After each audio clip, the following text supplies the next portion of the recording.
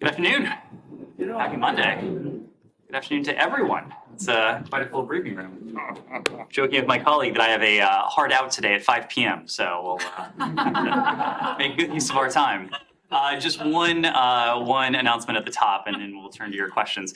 The United States took further action today, concurrently with the United Kingdom and the European Union, to promote accountability for the Iranian regime's human rights abuses by imposing sanctions on 10 additional Iranian individuals, including Iran's Deputy Minister of Intelligence and key commanders in the Iranian Revolutionary Guard Corps, as well as one additional Iranian entity.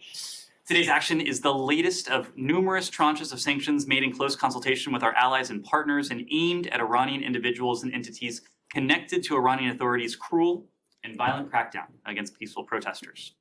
In addition, we applaud our allies and partners, including the United Kingdom, members of the European Union, Canada, Australia, and others, who also continue to sanction Iranian authorities and entities involved and complicit in human rights abuses and in Iran's supply of weapons to Russia for use in the Kremlin's brutal war against Ukraine. Today, we are united with our allies and partners in the need to confront Iran's leadership for its human rights abuses and destabilizing activities, which should alarm the entire world. With that, turn to your questions. I was late, so I'll allow. Very magnanimous of you. Sure. I have nothing if not. And nothing, I've always said that about you, Matt. I think people know circles. So can I start with you? Sure. The withdrawal of Eritrean troops. There's the call over the weekend with Prime Minister Abiy. To what extent is this verified that this is a withdrawal? Do you expect it to be permanent? Expected as in, do you have knowledge that it's permanent? This was a subject of the call with the Prime Minister over the weekend. As you know, they had an opportunity to speak on January 21st. They spoke of numerous elements, but that included the ongoing withdrawal of Eritrean troops from northern Ethiopia. The Secretary welcomed this development, noting that it was a key to securing a sustainable peace in northern Ethiopia, and he urged access for international human rights monitors. The Secretary also affirmed the commitment of the United States to support the AU-led peace process in northern Ethiopia. They also discussed the need to bring an end to ongoing instability in the Oromia region of Ethiopia. We do applaud the continued steady progress towards implementing the key elements of the cessation of hostilities agreement that was reached a number of months ago, as well as the positive role of the AU's Joint Monitoring, Verification, and Compliance team. When it comes to Eritrea, as I mentioned before, Sean, we are aware that Eritrean forces are beginning to withdraw from Ethiopia.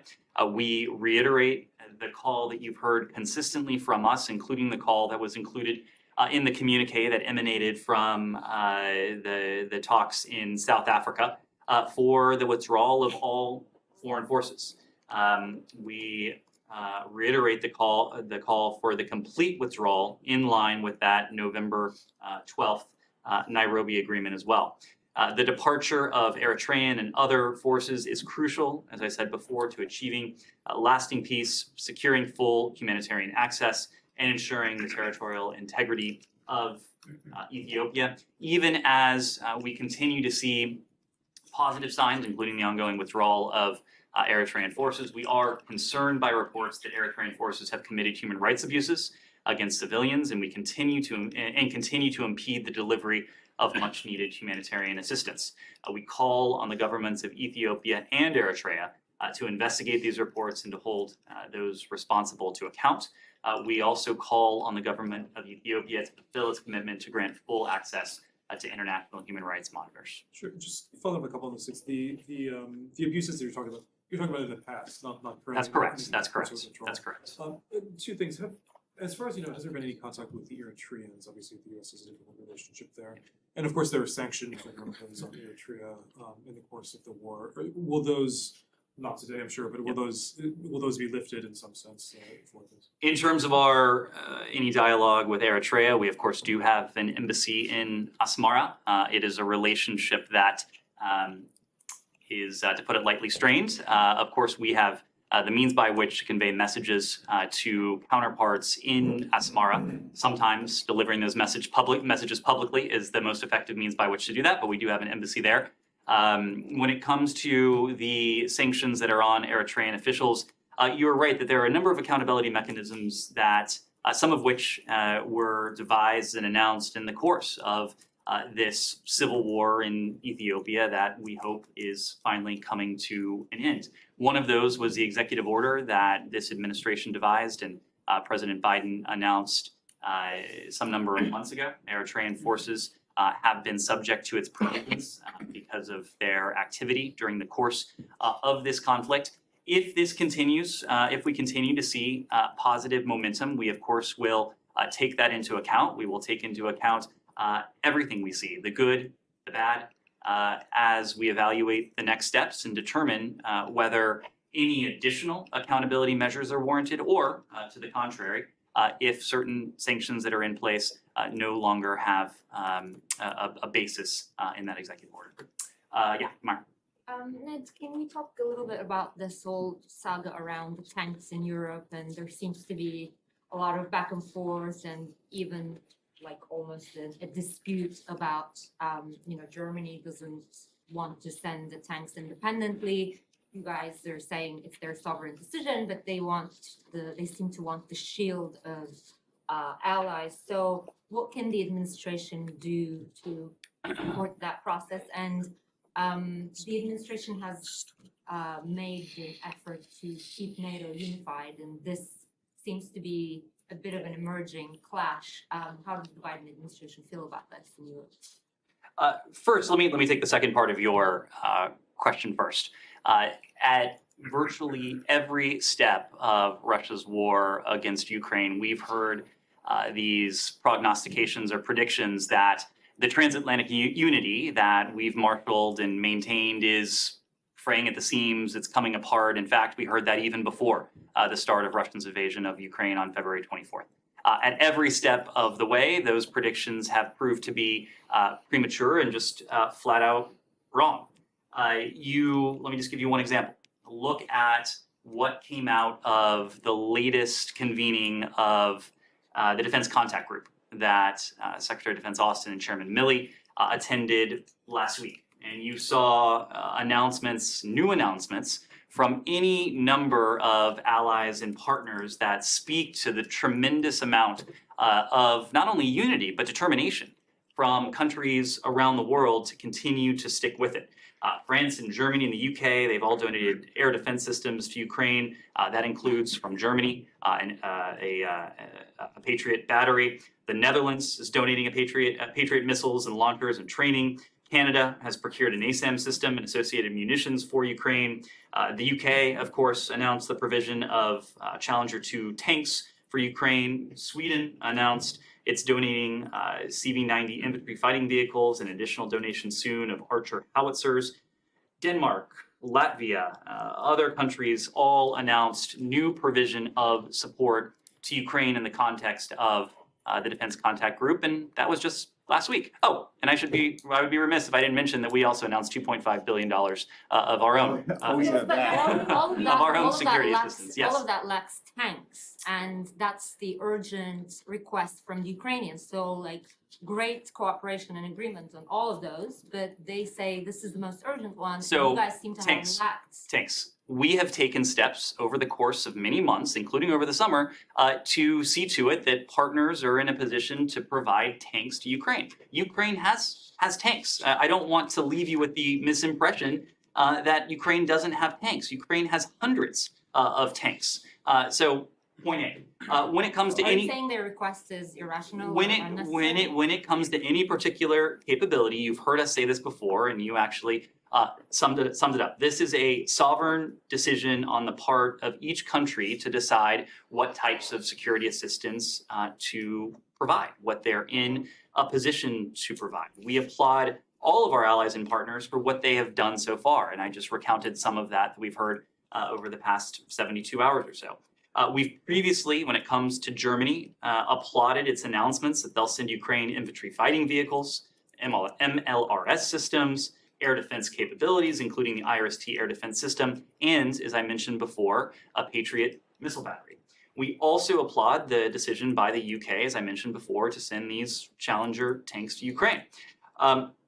We will continue to do our part to provide Ukraine with what it needs. I mentioned our latest provision of security assistance that we announced on Thursday and Friday. That was the 30th drawdown of so-called presidential drawdown authority. 30 times now, we have announced hundreds of millions, if not billions of dollars worth of security assistance to Ukraine. And on Friday, we announced that we'll provide more than 500 armored vehicles to Ukraine, in addition to the Bradley fighting vehicles that we've previously announced. But what I role see do you with- play in the I see you having a follow-up question. I suspected you would go there. Our role there will be to continue to speak with our Ukrainian partners, to speak with our allies, including in the context of NATO, including in the context of the Defense Contact Group, to determine the needs of the Ukrainian fighters, and also what members of this coalition of some 50 countries are in a position to provide.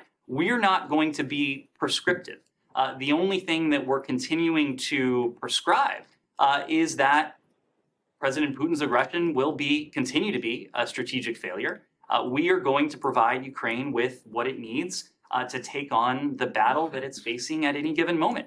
We can say that until we're blue in the face, but more importantly, we can continue to demonstrate that. And I think you see that with the success that our Ukrainian partners have had on the battlefield, including with the security assistance that we've provided and some 50 other countries around the world have provided. Yes, in the back. In the meantime, In the back, yes, This yes, please. This is Deutsche Welle Yes. for a follow-up, obviously, to the main question. What impact does Germany's hesitation have on the German-American relationship when it comes to not sending tanks now? Question number one. And Poland says that they want to send Leopards to Ukraine without the permit of Germany. Would Secretary Blinken support that decision?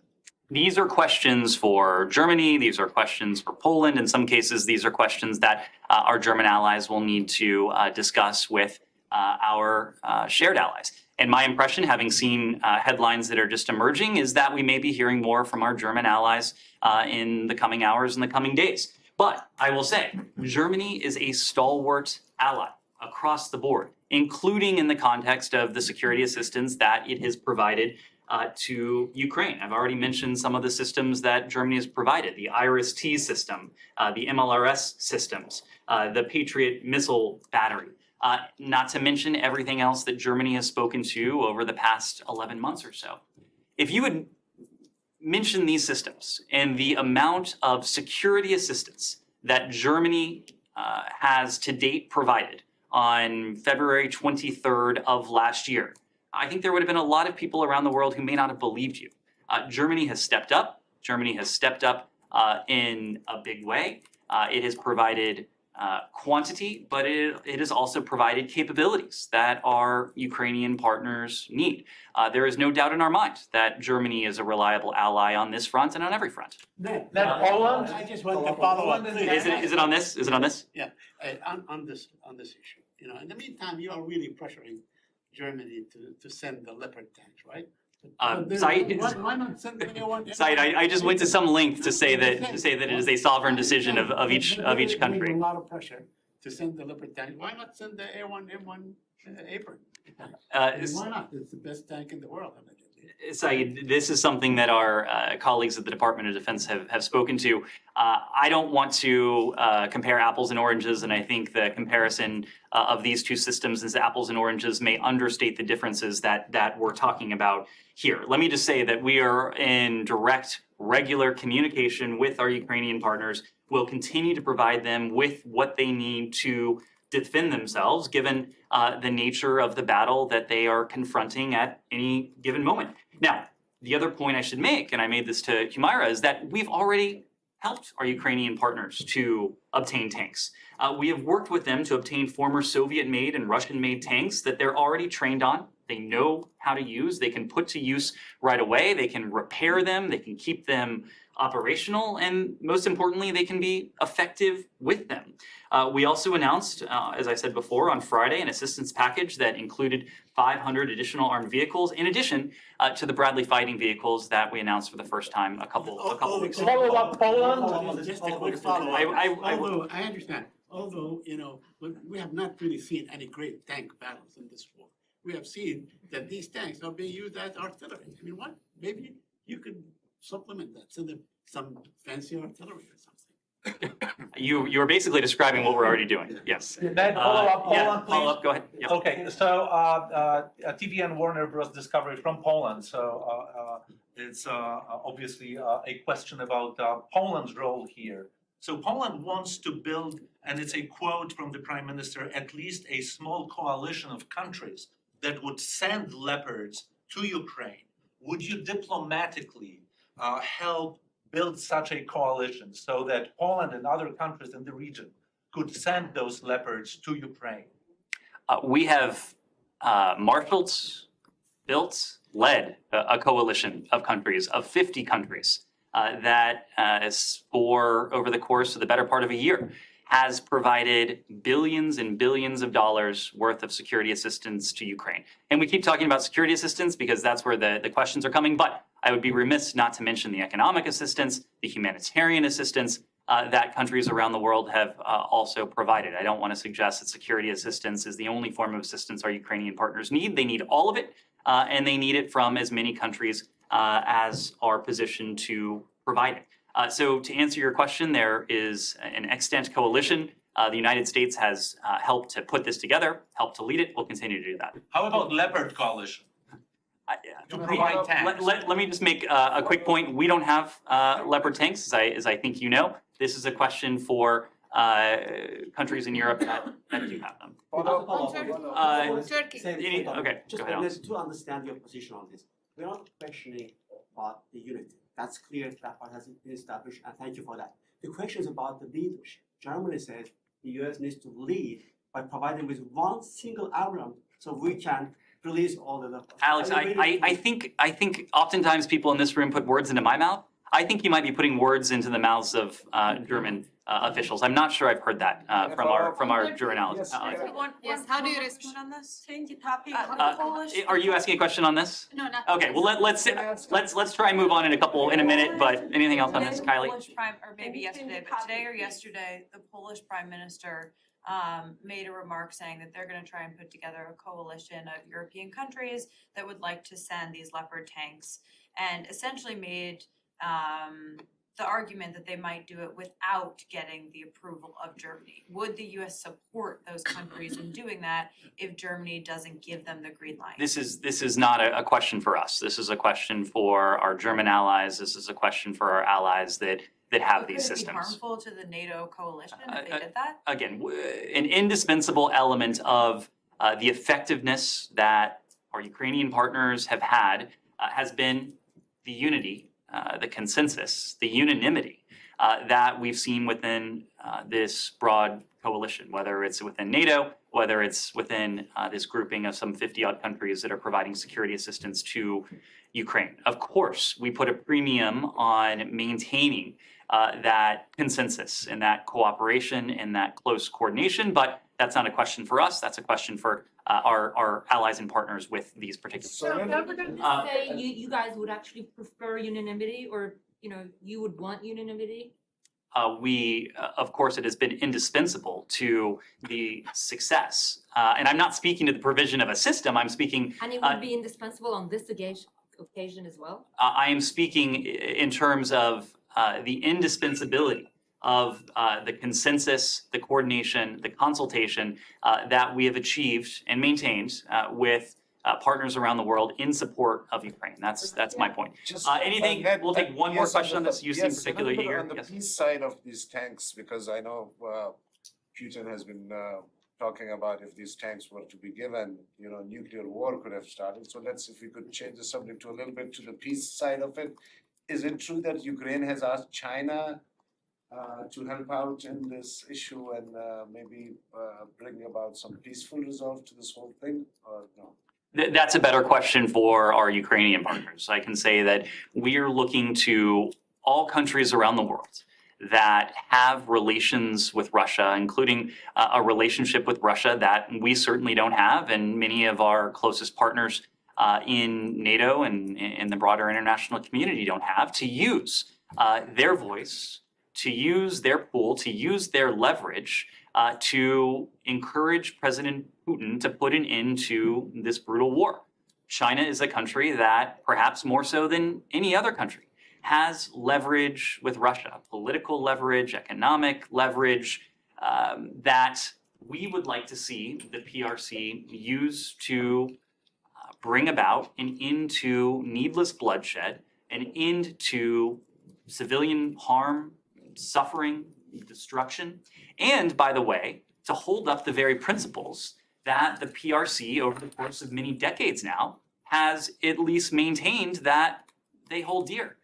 Whether it's in the United Nations system, whether it's in any number of international fora, we've heard from the PRC over the course of decades an emphasis on state sovereignty, an emphasis on the rules-based international order, an emphasis on the UN Charter by tacitly and in some cases explicitly supporting Russia's invasion of Ukraine. They are eroding their standing on all of those issues.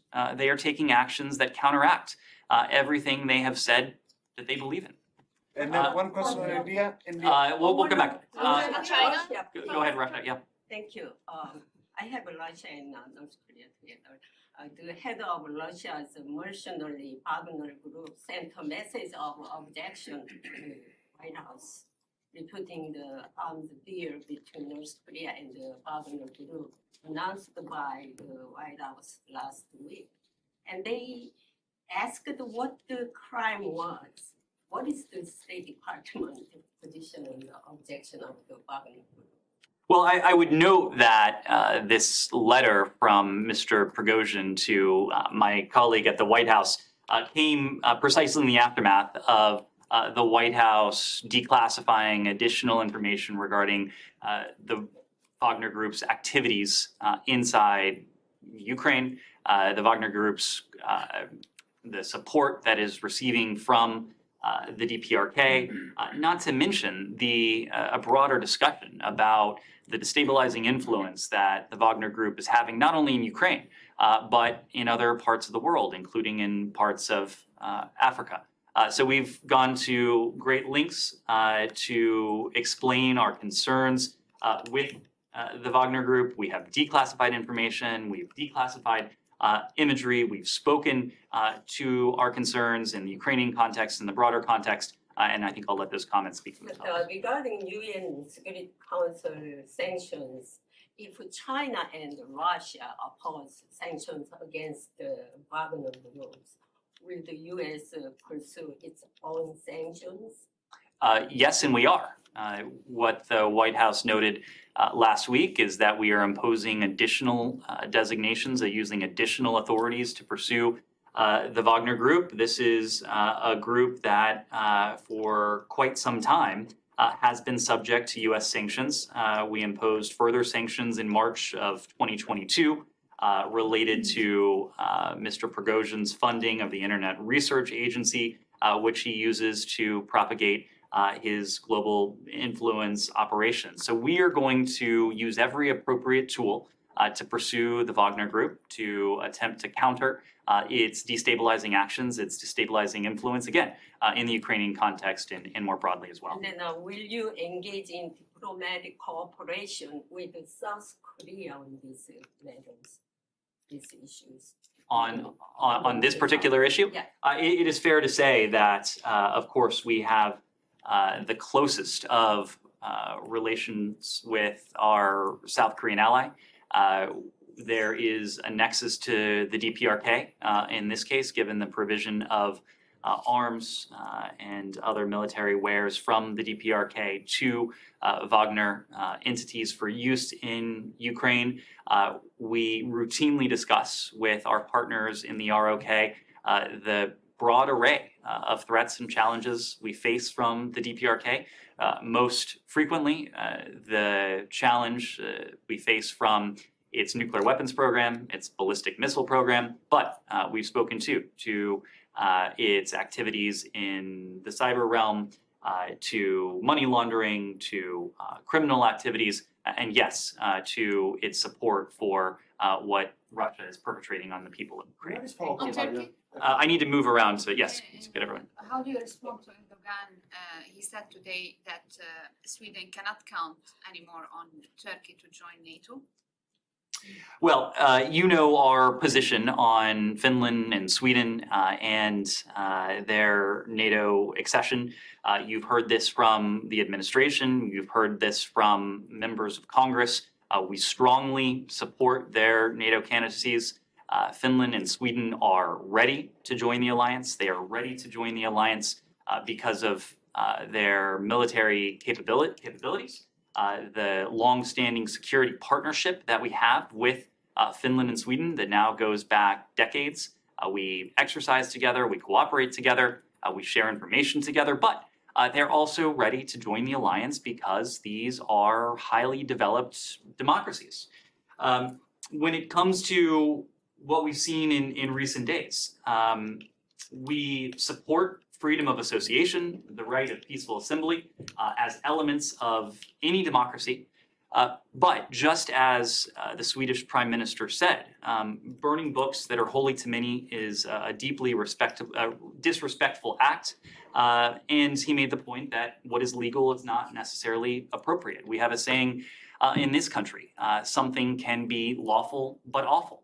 I think in this case, what we've seen in the context of Sweden falls into that category.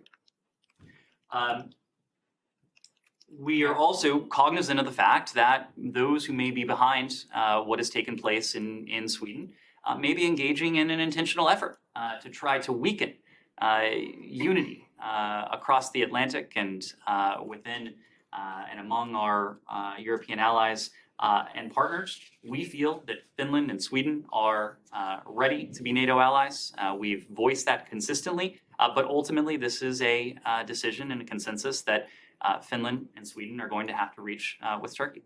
On Russia, sorry. Let's stay on the same subject and come back. Sure. So the United States, we all know that, said that it applies extremism in all its forms around the world, and that might be true, but from so many Muslim countries and international organizations alike, even the United Nations, come out condemning this extremist behavior. So does the United States condemn this behavior, because it is going to send a pretty clear signal to the whole world why there's Muslim role. So if there's no condemnation from the United States, it's kind of a clear-cut message that the reaction might be a bit softer than expected. So a couple of things. As I said before, we support freedom of association and the right of peaceful assembly as elements in any democracy. And one of the reasons Finland and Sweden are ready to join NATO is because they are advanced democracies. We've had our own challenges along these lines in this country. There was a famous incident not so long ago in this country that would fall in the under the same terms, something that may be legal, but that is profoundly disrespectful, that is profoundly, we might think, inappropriate, profoundly incendiary, something that is lawful, but in this case, awful.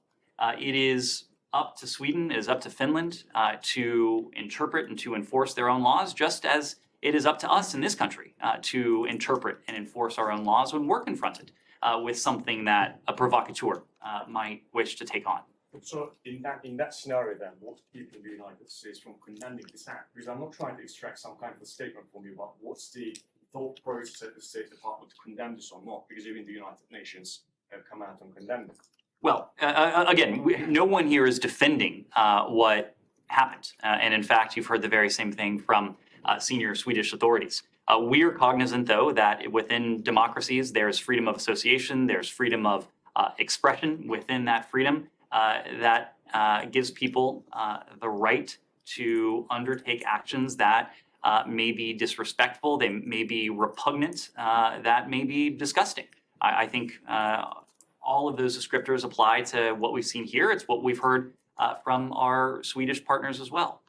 No, just to follow up on that, what is the US assessment on Erdogan's specific comments though? Like, do you think is the US assessment that he's closing the door, or he's just very angry with what happened over the weekend and this is a temporary thing? I wouldn't want to interpret President Erdogan's comments from here. It's not interpretation. What do you guys understand? Well, you're asking What is me, your take? you are asking me to interpret his comments. Well, Washington would have an assessment on this. Like, Our is he assessment, closing the door our on this assessment is completely, that or- Finland and Sweden are ready to join the alliance. We've made that very clear in public. We've made that very clear in private. Our Congress has made that very clear as well. Subject. Yes, Nike. Yeah, do you have anything for the Asian community regarding the tragic Monterey Park shootings over the weekend? Of course, we all awoke to the heartbreaking news on Sunday morning, the terrible shooting that took place in Monterey Park. Just as you heard from President Biden, from the First Lady, our thoughts are with all of those who were killed in this horrific attack, all of those who were wounded in this shooting, those who are still recovering and fighting for their lives. This is an attack, of course, that has been felt across this country. We know that this is an attack that has, of course, been especially devastating for the Asian American, Native Hawaiian, Pacific Islander community as well. Our thoughts are with the entire community, and obviously our law enforcement partners are pursuing this matter aggressively. Can I also ask about U.S.-China cooperation on to fight narcotics? When was the last time the two countries talked or had a meeting to talk about combating narcotic, for example, including the illicit fentanyl? And do you expect that to be on the agenda for Secretary Blinken travel to Beijing? When it comes to the agenda for his upcoming travel, I'm going to avoid getting into any detail at this point. I suspect we'll have plenty of opportunities to speak to all of you ahead of his travel to the PRC next month. Suffice to say, the Secretary will seek to engage substantively and constructively when it comes to those areas of competition, those areas that have the potential to be conflictual, to see to it that we can prevent competition from veering into conflict, but also those areas where we would like to see cooperation, or in some cases, deeper cooperation. On that third category, we have a long history of successful cooperation with the PRC on counter-narcotics. It is a threat that is felt acutely in both of our countries, and it's also a threat that neither of our countries can address alone. Engagement on this issue has been limited in recent months, but we are seeking to re-engage the PRC on this issue precisely because it is within that bucket of issues where we feel that we have a responsibility as two great countries to tackle this and to tackle one of the core challenges that we feel acutely here. I made this point the other day, but fentanyl is the leading killer of Americans between the ages of 18 and 49. It's precisely why Secretary Blinken, in any number of engagements with his senior team, raises the challenge of fentanyl, the need on the part of the State Department to see to it that we're doing everything we can through our bilateral relations, through international bodies, cooperation with the DEA and other departments and agencies in this government to see to it that we're doing everything to address it. When it comes to the PRC, since the PRC scheduled fentanyl and related substances as a class in 2019, the PRC is no longer a major source of fentanyl flowing to the United States, but we continue to see PRC origin precursor chemicals being used in illicit fentanyl production.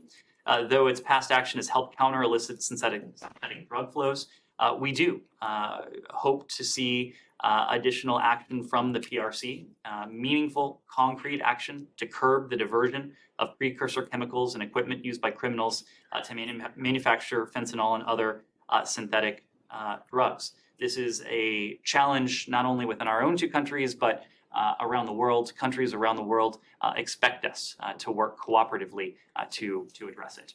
Yes? Thank you. Last week, Secretary Blinken spoke with President Lorenzo, And on the call, he highlighted the efforts of President Lorenzo to bring peace in the Democratic Republic of the Congo. Can you elaborate a little more on this call, and can you give us a view of the State Department on the effort that Angola is making to bring peace to the DRC, and what can the U.S. do to help? Sure. I appreciate the question. The two did have an opportunity to speak on January 19th, late last week. We issued a readout in the aftermath of that call.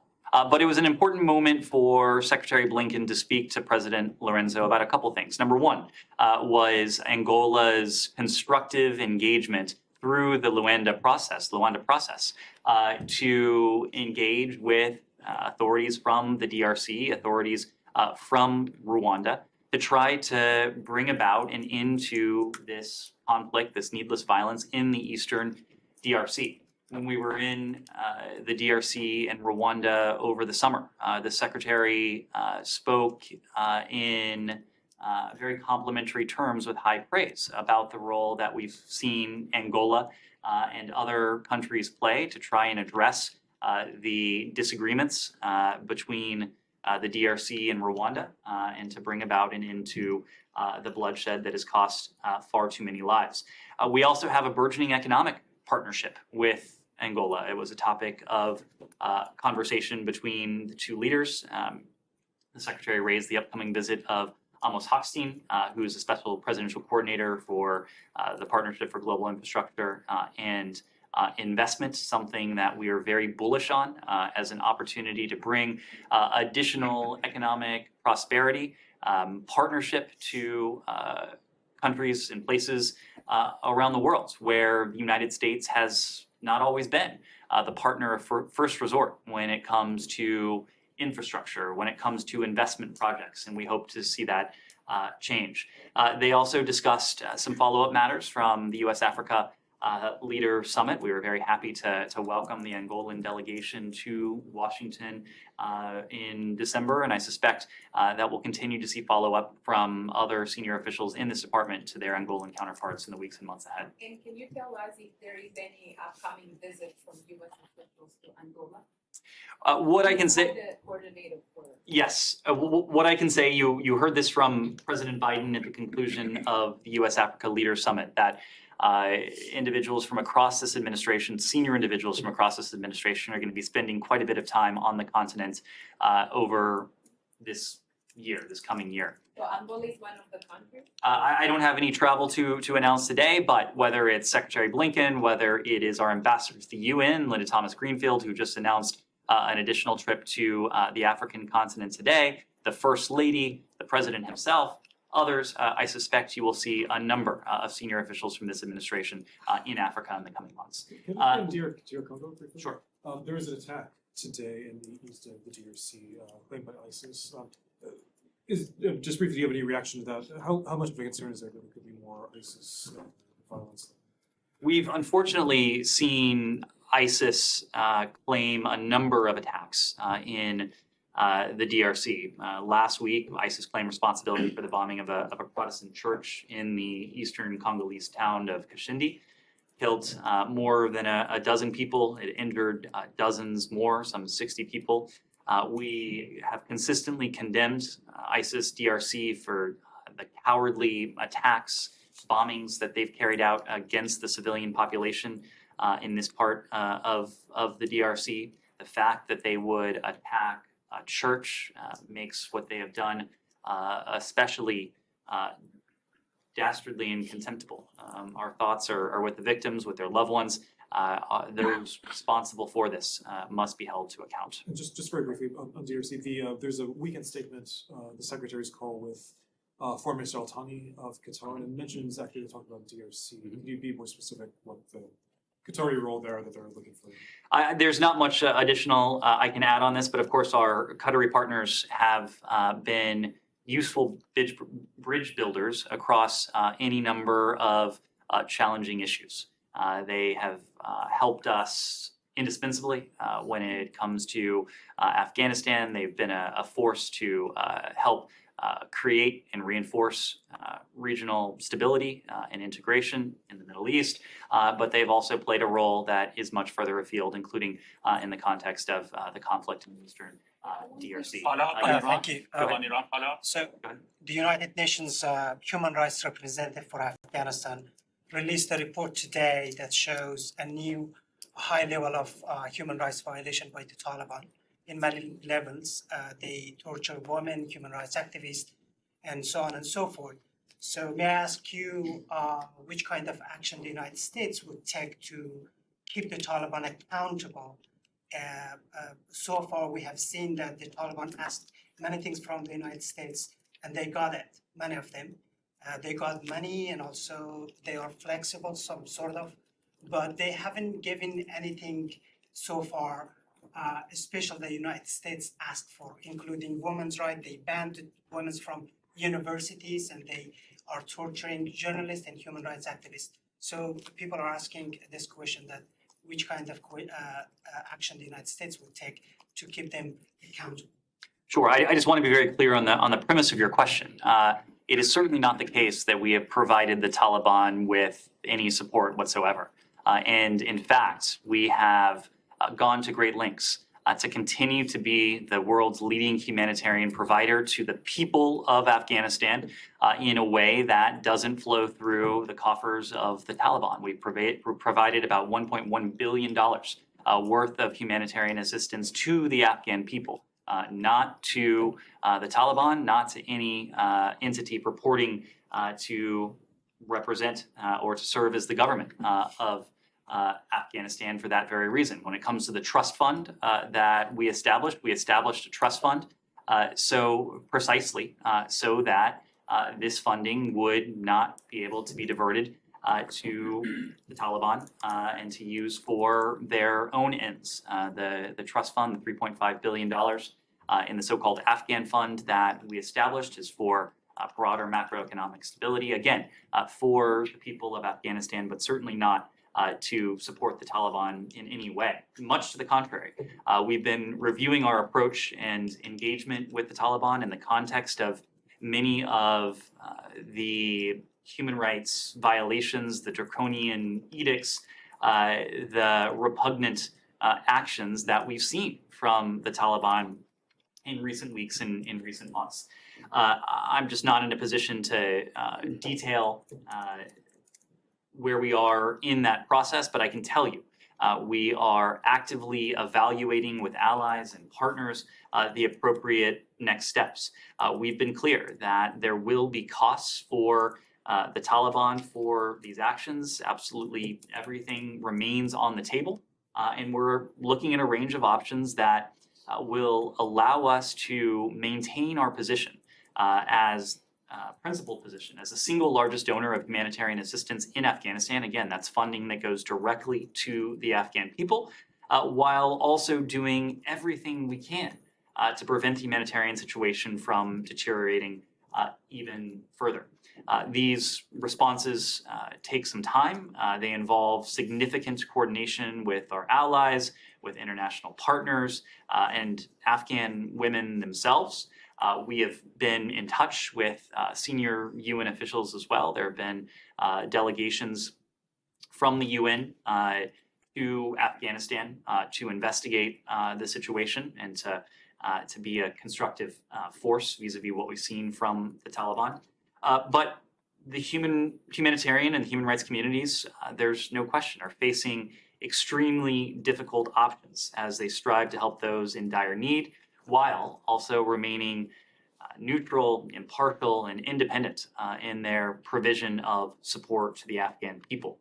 Because as a result of these edicts, men are not allowed to enter women-headed households.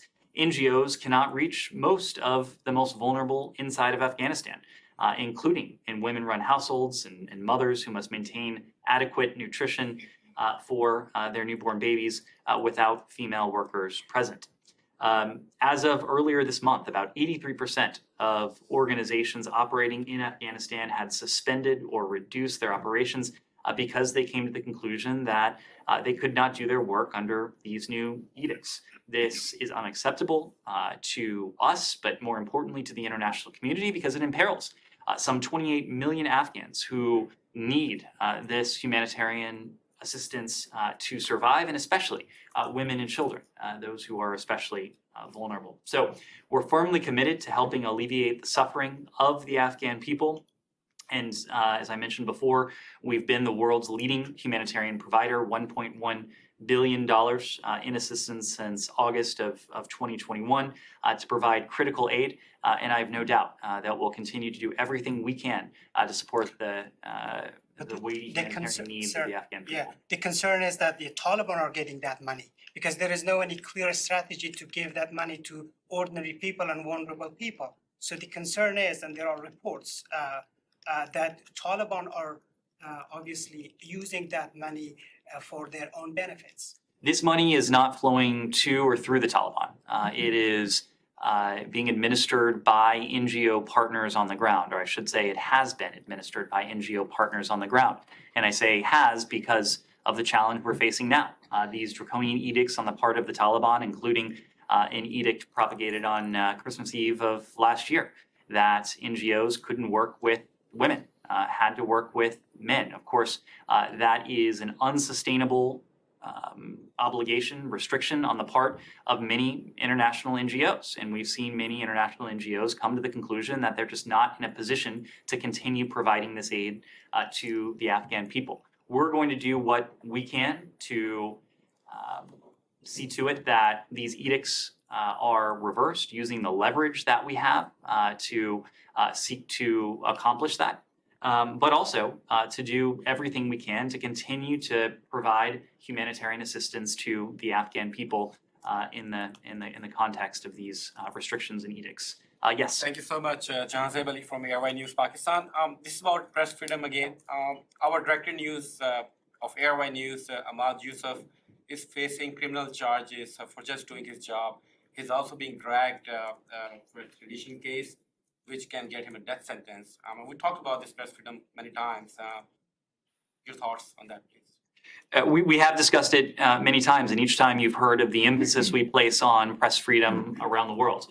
Free press and informed citizenry are key for any nation and its democratic identity, its democratic future, the democratic aspirations of its own people. We routinely raise our concerns about press freedom to governments, to stakeholders, all around the world. When it comes to this particular case, we need to refer you to the government of Pakistan. Sir, Pakistani Prime Minister Shehbaz Sharif has called for the peace talks with India. He says that he's ready to talk about all the burning issues, including Kashmir. But India rejected that offer. Say this is not like the right time to talk about these issues. What are your comments on that? Because you always talk about the peace and stability in the region. You're right, we've long called for regional stability in South Asia. That's certainly what we want to see. We want to see it advanced. When it comes to our partnerships with India and Pakistan, these are relationships that stand on their own. We do not see these relationships as zero sum. They stand on their own. We have long called for regional stability in South Asia, but the pace, the scope, the character of any dialogue between India and Pakistan is a matter for those two countries, India and Pakistan. Yes. With respect to this Quran burning incident in Sweden, Ned, you used so many words, so many terrible words like repugnant, disrespectful, disgusting, but for condemning it. What take you from saying that you condemn this act of hate? And even Russians came out condemning. I'm certainly not refraining from condemning this particular action. As I said before, it's repugnant. It is something that is vile. Of course, countries around the world have, and what we also seek to uphold, are the very democratic principles that we're talking about here. The right to freedom of assembly, the right to freedom of expression. I was making the point that we've had at least one high-profile similar incident in this country that was equally repugnant and vile. and that we spoke out against at the time, just as we're doing so in the context of what has happened in Sweden, just as our Swedish partners have done.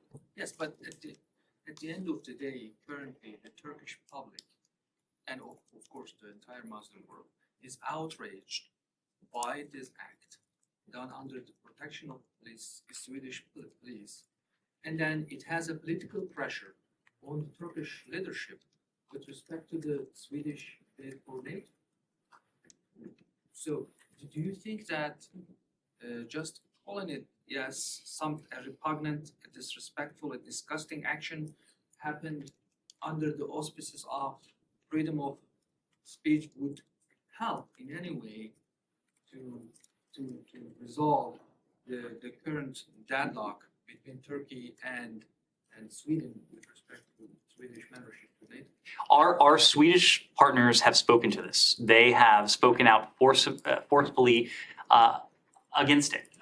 The fact of the matter is, this was, as I understand it, a private individual, a provocateur, someone who may have deliberately sought to put distance between two close partners of ours, Turkey and Sweden, who may have deliberately sought to have an impact on the ongoing discussion regarding the accession of Sweden and Finland to NATO. This, of course, was not an act of the Swedish government. This is something that our Swedish partners have rightfully spoken out against, just as we spoke out against a similar vile act that took place about a decade ago in a previous administration here. It doesn't, because something happens in a democracy, does not mean that the government supports it.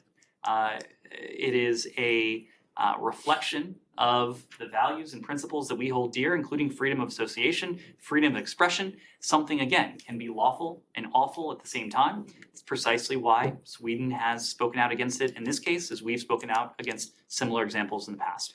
Yes, in the back. Yes, Ned, last week I had asked you about Narendra Modi and how the US has compromised on some of its values. And the BBC just released a documentary on Modi, on how he had butchered, and the report was just released. It was a government report. BBC just released it. It was made by a former secretary, in which he has even mentioned higher number of deaths, higher numbers of women raped, and it was just done right under the nose of Narendra Modi.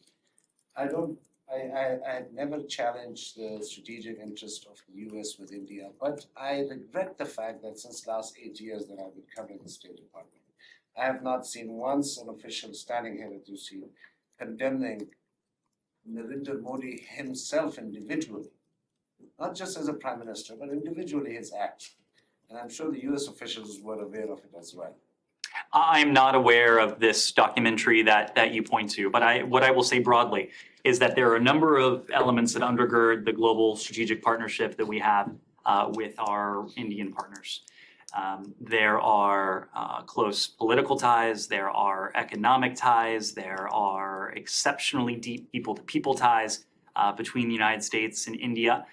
But one of those additional elements are the values that we share, the values that are common to American democracy and to Indian democracy.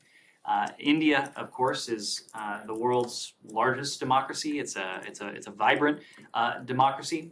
And again, we look to everything that ties us together, and we look to reinforce all of those elements that tie us together. So my godfather is an Indian as well, by the way. So I have all the respect for India. Don't get me wrong, anything.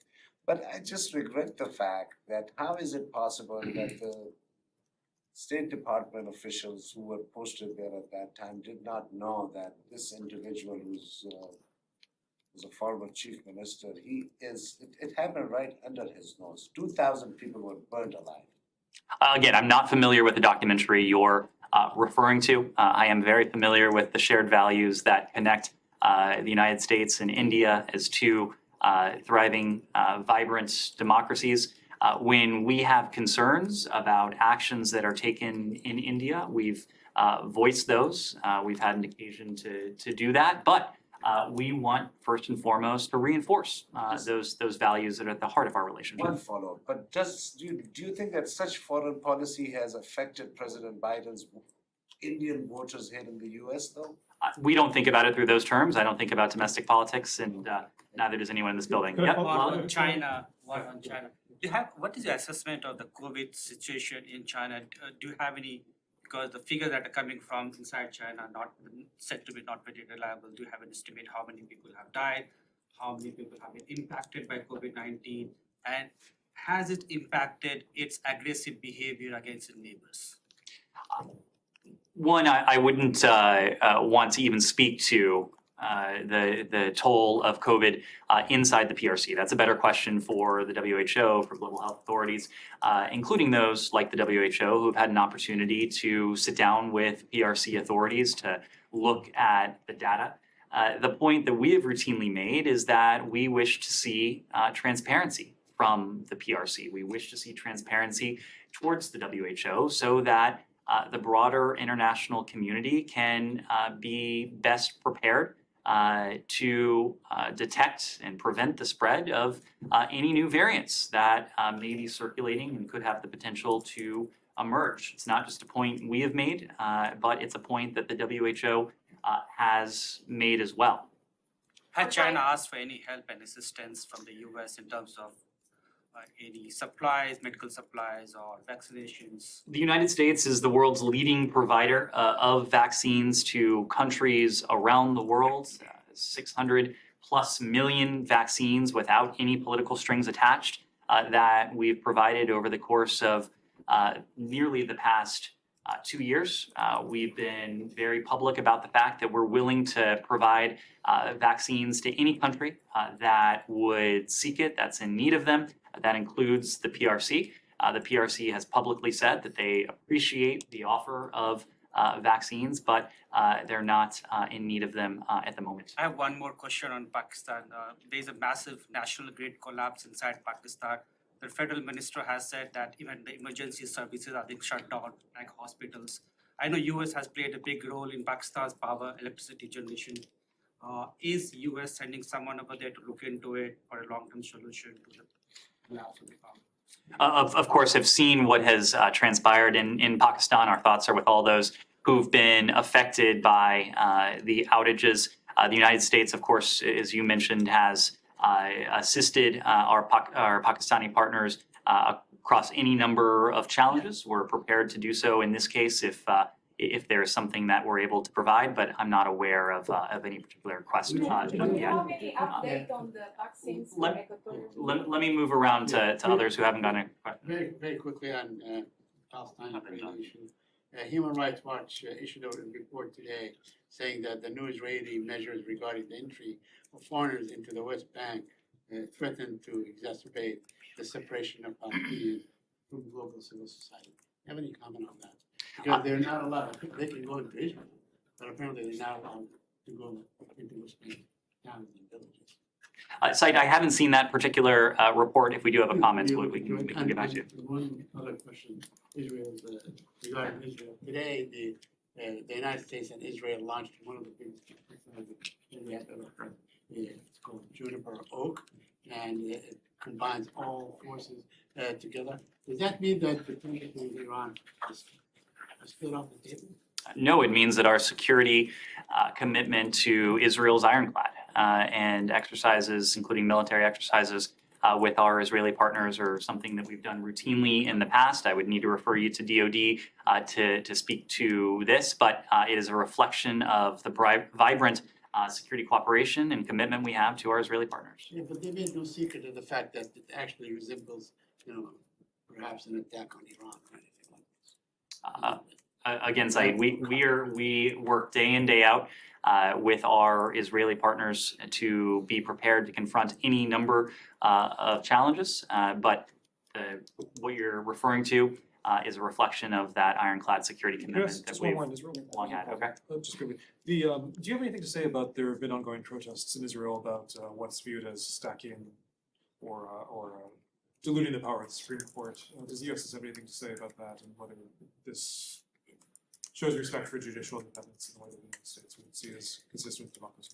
Well, as a matter, in terms of our approach, we support policies that advance Israel's security and regional integration, support a two-state solution, and lead to equal measures of security, prosperity, and freedom for Israelis and Palestinians. We strongly support freedom of assembly. This includes peaceful protest, countries around the world. Of course, that includes inside of Israel's as well.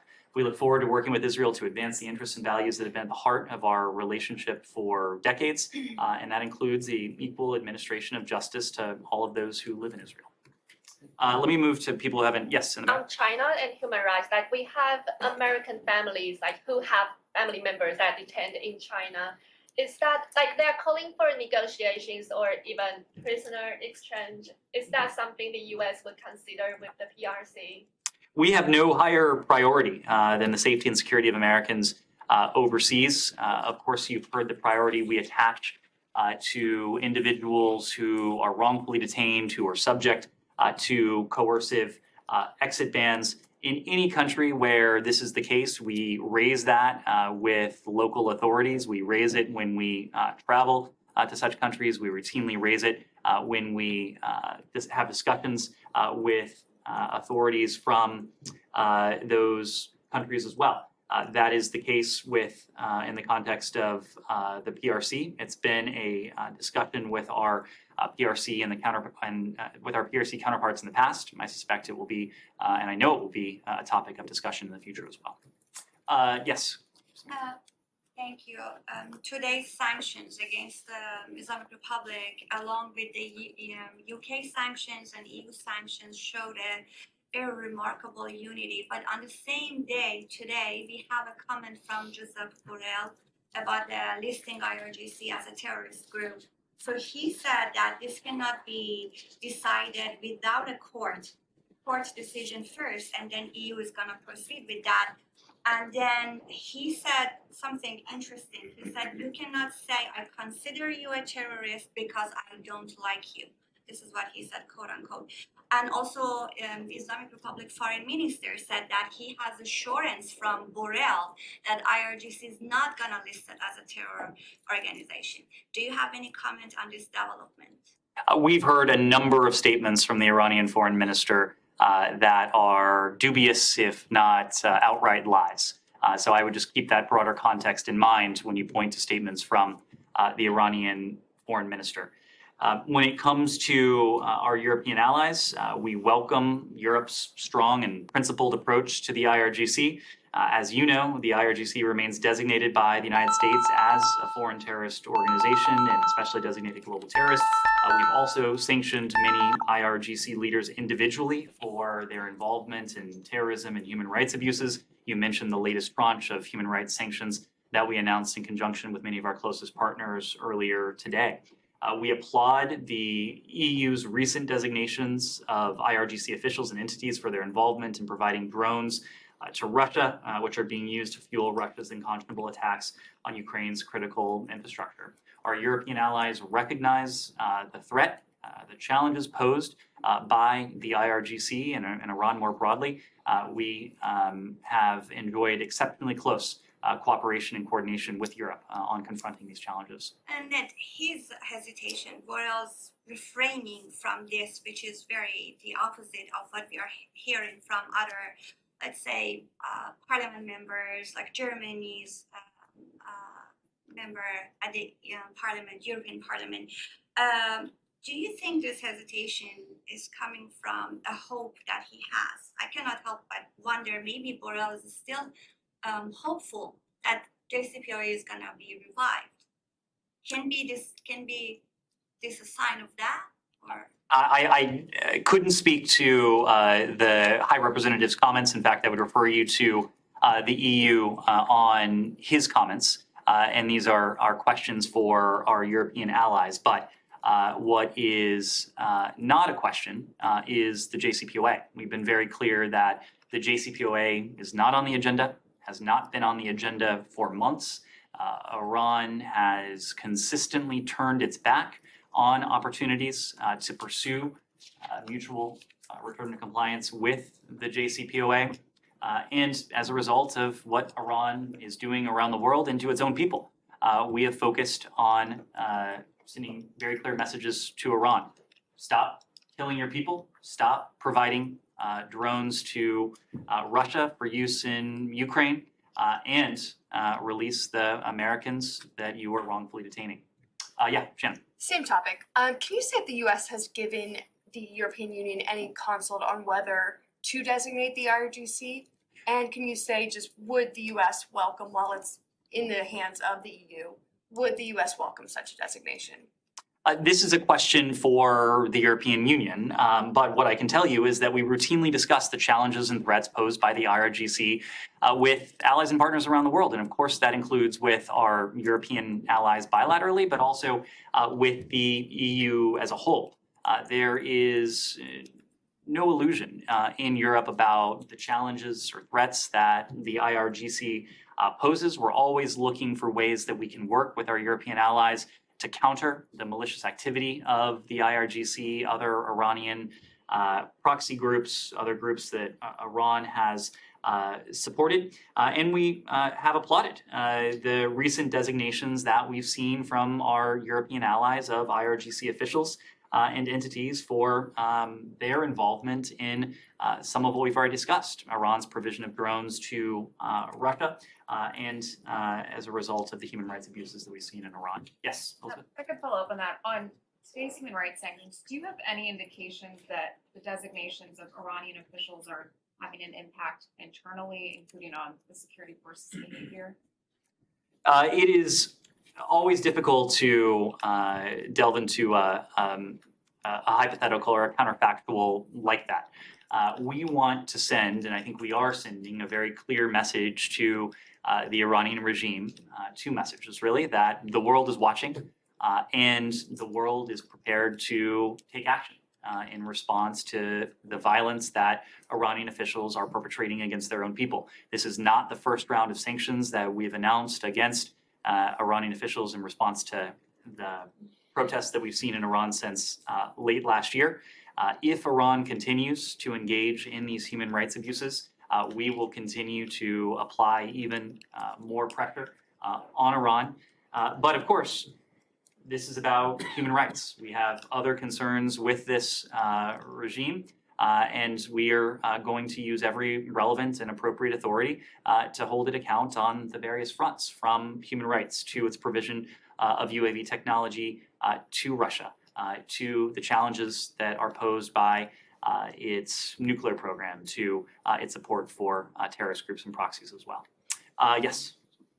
Kausar Javed, Bol News, Pakistan.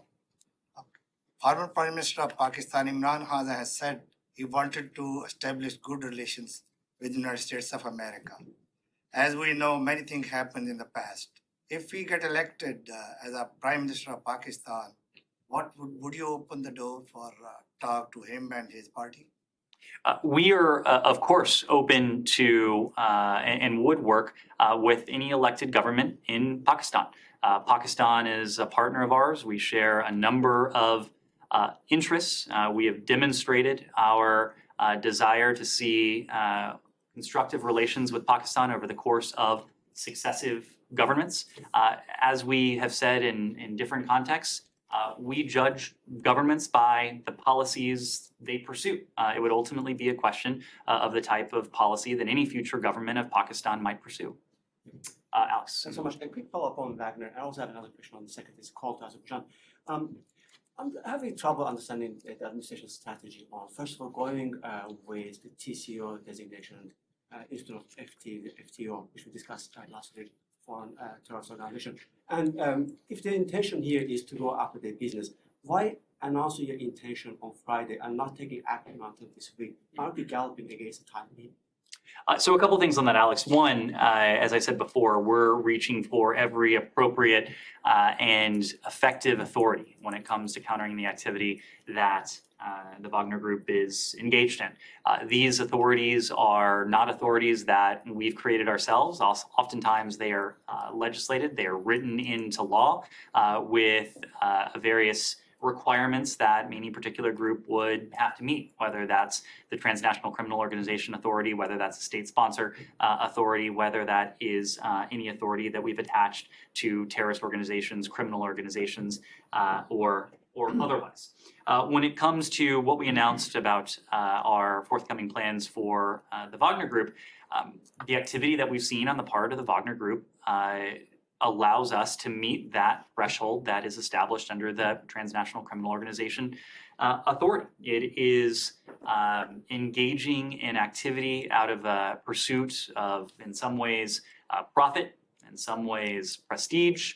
It is employing officials who are criminals. In some cases, its subordinates include those who have been released from prison, where they have been serving long sentences for committing violent crimes. So we look to the authority and the requirements that we have to meet. In this case, we're confident that we're able to meet it. In the case of Wagner's status as a transnational criminal organization. It provides us another tool to hold the Wagner Group, its senior officials, and its employees to account. We'll have more to say on a broader set of actions that we're taking later this week. I don't want to get ahead of that, but we are confident that this is an appropriate step given what we've seen from the Wagner Group. Thank you. My next I need to move on, Alex. Yes. One question on Lebanon and the other on Russia. On Lebanon today, the judge investigating Beirut blast resumed his work, and he made charges against senior officials. Some of them are your allies and have been in the States before a few months ago. Do you have any comment on that? And my second question is on Russia, the downgrading diplomatic relation with Estonia. Do you expect similar behavior from Putin against other NATO members? If you're referring to the decision on the part of Baltic states to downgrade their relations with Moscow, these are sovereign decisions on the part of our partners. We would defer to them as to determine the level of diplomatic representation, if any, that is appropriate with Russia. When it comes to Lebanon, we in the international community have made it clear since the explosion that we support SWIFT, that we support and urge Lebanese authorities to complete a swift and transparent investigation into the horrific explosion at the port of Beirut. The victims of this explosion in August of 2020 deserve justice. Those responsible must be held accountable. Yes, go ahead. I have a question now. I see this statement that you continue the talks with Turkey on the F-35 program. And I'm wondering if something changed, because the last we knew was that Turkey is under Katz's actions for buying the Russian system S-400. Why do you talk? That's right. Nothing has changed in terms of Turkey's eligibility for the F-35 program. DoD did issue a statement. This is a discussion regarding how to wind down elements of that program.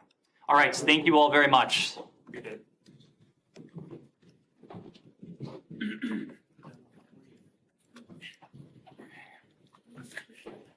There's actually enough of